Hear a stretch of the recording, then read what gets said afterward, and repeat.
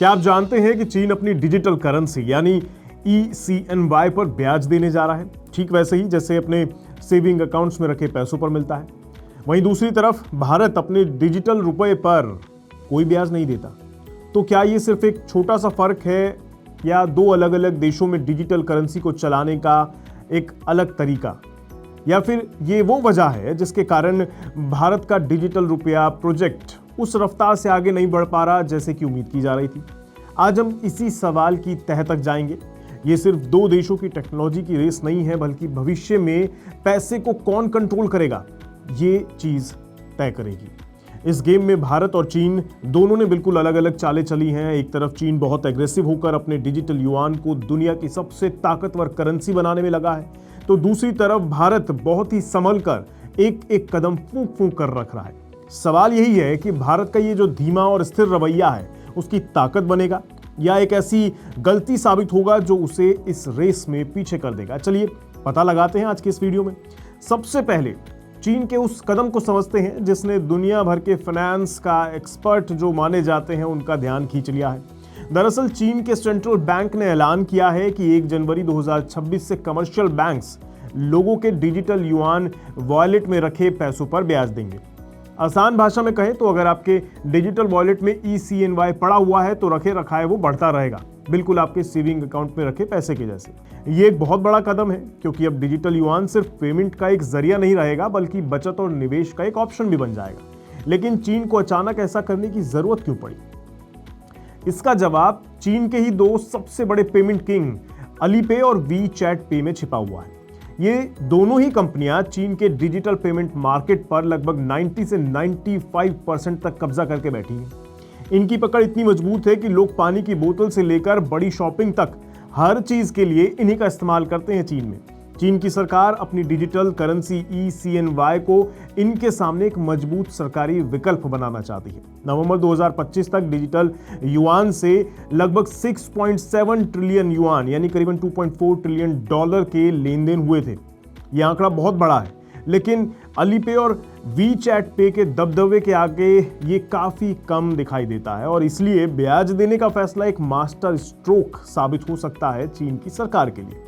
ये लोगों को अलीपे और WeChat पे से पैसा निकालकर डिजिटल युआन में रखने के लिए एक बड़ा लालच देगा। साथ ही सरकार डिजिटल युआन पर डिपॉजिट इंश्योरेंस की गारंटी भी दे रही है, यानी आपका पैसा बैंकों जितना ही सुरक्षित रहेगा। चीन का इरादा साफ है कि वे अपने ECNY को सिर्फ एक पेमेंट ऐप नहीं बल्कि एक भरोसेमंद फाइनेंशियल टूल बनाना चाहती है जिसे लोग रोजमर्रा की जिंदगी में अपनाएं और उनका जो अर्थव्यवस्था है उसमें ये काम आए। तो ये तो बात हुई चीन की। अब आते हैं भारत पर। सबसे बड़ा सवाल यही है कि भारत अपने डिजिटल रुपए यानी ई-रुपये पर चीन के जैसे ही ब्याज क्यों नहीं देता? यहीं पर दोनों देशों की सोच में सबसे बड़ा अंतर दिखाई देता है। भारतीय रिजर्व बैंक यानी RBI ने साफ कहा है कि ई-रुपये को डिजिटल कैश की तरह बनाया गया है। अब आप ही सोचिए, जब आपकी जेब में रुके 500 रुपए के नोट पर क्या कोई ब्याज मिलता है? नहीं मिलता ना। तो RBI का भी वही तर्क है कि ई-रुपये भी कैश का ही डिजिटल अवतार है, इसलिए इस पर ब्याज देना सही नहीं है। ये आपके वॉलेट में रखा हुआ है, बैंक की तिजोरी में नहीं। लेकिन इसके पीछे एक और बहुत गहरा कारण भी है जिसे बैंक डिसइंटरमीडिएशन का खतरा कहते हैं। अब ये सुनने में थोड़ा टेक्निकल लगता है पर है बिल्कुल सिंपल सा। सोचिए अगर RBI कल ऐलान कर दे कि डिजिटल रुपए पर आपको 4 से 5% का ब्याज मिलेगा, तो क्या होगा? बहुत से लोग अपना पैसा SBI, HDFC या ICICI जैसे बैंकों से निकालकर सीधा RBI के डिजिटल रुपए में डाल देंगे क्योंकि वो ज्यादा सुरक्षित और फायदेमंद लगेगा। अगर ऐसा हुआ तो बैंकों के पास जमा पैसा अचानक से कम हो जाएगा। बैंकों का पूरा धंधा ही लोगों के डिपॉजिट पर चलता है जिसे वो आगे लोन में देकर अर्थव्यवस्था को चलाते हैं। अगर बैंकों के पास पैसा ही कम हो जाएगा तो वो होम लोन, कार लोन या फिर बिजनेस लोन कहां से देंगे? इससे पूरी बैंकिंग व्यवस्था हिल सकती है। RBI इसी बड़े खतरे से बचना चाहता है, इसलिए भारत ने एक सुरक्षित रास्ता चुना है जहां ई-रुपये पेमेंट सिस्टम को बेहतर तो बनाएगा लेकिन मौजूदा बैंकिंग ढांचे को कोई खतरा नहीं पहुंचाएगा। चीन और भारत की इन अलग अलग रणनीतियों का असर भी बिल्कुल अलग अलग ही है। चीन अपनी आक्रामक पॉलिसी से डिजिटल युआन का इस्तेमाल तेजी से बढ़ाना चाहता है। फाइनेंशियल सिस्टम पर अपनी पकड़ को मजबूत करना चाहता है और अलीपे, वीचैट पे जैसे प्राइवेट कंपनियों के एकाधिकार को तोड़ना चाहता है। उसका लक्ष्य सिर्फ घरेलू नहीं है बल्कि अंतर्राष्ट्रीय है। मतलब चीन ECNY को भविष्य की ग्लोबल करेंसी बनाना चाहता है। लेकिन भारत में कहानी पूरी तरह से अलग है। हमारे पास पहले से ही UPI जैसा एक ब्रह्मास्त्र है जिसने डिजिटल पेमेंट में क्रांति ला दी थी। आज भारत में हर महीने 20 बिलियन से ज्यादा UPI ट्रांजैक्शन होते हैं। ये दुनिया का सबसे सफल रियल टाइम पेमेंट सिस्टम है। इसलिए एक आम भारतीय के मन में सवाल आता होगा कि जब मेरे पास गूगल पे, फोन पे पर इतना आसान UPI है तो मुझे ई-रूपी की क्या जरूरत है? आता होगा, आपके मन में भी आता होगा। यही सवाल ई-रूपी की धीमी रफ्तार का एक बड़ा कारण है। मार्च 2025 तक भारत में ई-रूपी के करीब 60 लाख यूजर थे और सर्कुलेशन में लगभग 1016 करोड़ रुपए थे। अक्टूबर 2025 तक RBI गवर्नर के अनुसार यूजर्स की संख्या बढ़कर 70 लाख हो गई है। देखा जाए तो यह आंकड़ा UPI के सामने बहुत छोटा सा दिखाई देता है। ब्याज ना मिलना एक कारण जरूर है, लेकिन अकेला कारण नहीं है। UPI की जबरदस्त सहूलियत और ई-रूपी के बारे में जागरूकता की कमी भी इसकी धीमी ग्रोथ की एक बड़ी वजह है। तो फिर एक सवाल और खड़ा होता है, क्या अपना ई-रूपी किसी काम का नहीं है? ऐसा नहीं है। इसके अपने खास फायदे हैं। जैसे ये सीधे सेंट्रल बैंक की देनदारी है। मतलब ये देश का सबसे सुरक्षित डिजिटल पैसा है। भारत में इसे ऑफलाइन भी इस्तेमाल किया जा सकेगा भविष्य में, जो खराब इंटरनेट वाले इलाकों के लिए वरदान साबित होगा। इसके अलावा सरकारी सब्सिडी को बिना किसी लीकेज के साथ सीधे लोगों तक पहुंचाने के लिए ई-रूपी एक बेहतरीन टूल बन सकता है भविष्य में। अब उस शुरुआती सवाल पर लौटते हैं, क्या भारत की डिजिटल करेंसी फेल हो रही है? देखिए, फेल शब्द शायद सही नहीं है। बेहतर होगा कि हम ये कहें कि भारत और चीन एक ही रेस में नहीं दौड़ रहे हैं।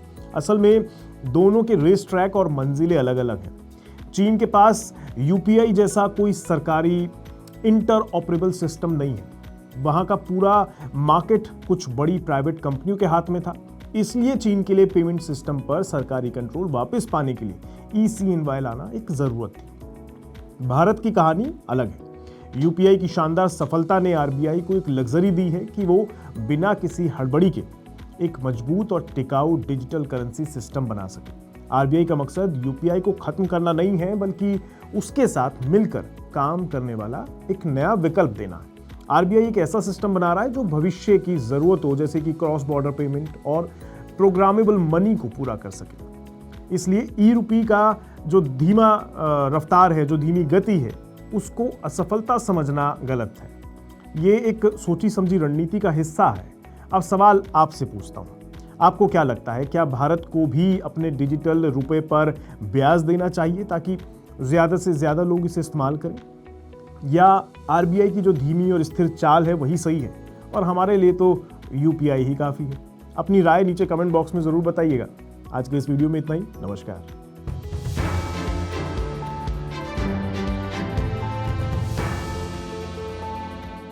ग्लोबल संकेतों के दम पर कैसे खुलेंगे हमारे बाजार? क्या कह रही हैं खबरें और ब्रोकरेज रिपोर्ट्स? किन शेयरों में बनेगा पैसा? बाजार खुलने के बाद क्या खरीदें, किन शेयरों को करें पोर्टफोलियो से बाहर? कैसा रहा बाजार का दिन भर का कारोबार? कैसे तैयार करें कल के बाजार की स्ट्रैटेजी? इन सब सवालों के जवाब जानिए मेरे साथ ओपनिंग बज और क्लोजिंग बज में, इन वक्त पर सिर्फ मनी 9।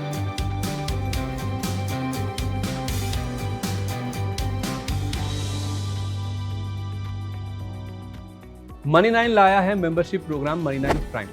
अब आपके दिमाग में कई सारे सवाल होंगे, मसलन आखिर क्या है ये मनी 9 प्राइम? आपके लिए यानी दर्शकों के लिए इसके क्या फायदे हैं? और एक बड़ा सवाल ये कि मनी 9 प्राइम से आखिर जुड़ना कैसे है? तो इसकी पूरी जानकारी हम आपको देने जा रहे हैं।